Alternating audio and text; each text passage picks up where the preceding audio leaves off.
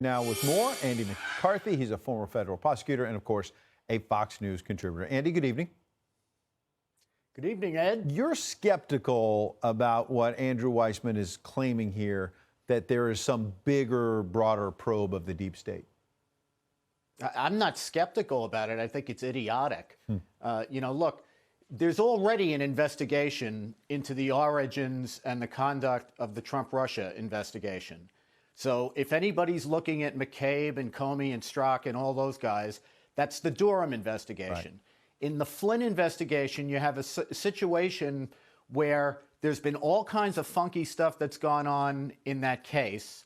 Flynn has asked to get his plea back, and it's under circumstances where now a federal court has found that the underlying, not in Flynn's case, but in the FISA stuff, a federal court has found that there were all kinds of misrepresentations made to the district court. So given the totality of the circumstances, it would be irresponsible for the Justice Department not to look into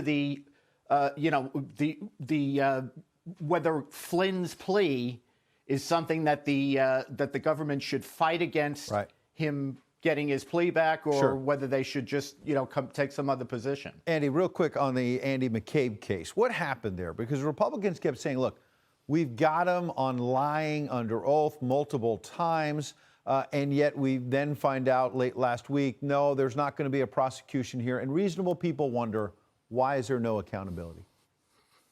Well, look, I think the case against him in terms of whether he made false statements is clear, and his intent to make them is clear. But the case had a lot of problems. You have Maine government witnesses who were sympathetic to McCabe and hostile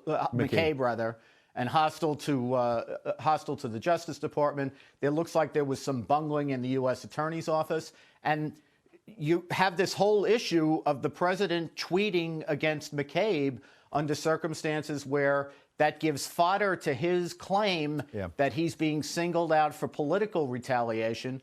And given that the Justice Department had to weigh all that and the possibility of getting him convicted in Washington, which is very anti-Trump, I think they decided the chance of acquittal was too great. We shall see if the Durham investigation, which you mentioned, will get to the bottom of some of this. Andy McCarthy, thanks for coming in. Thanks, Ed.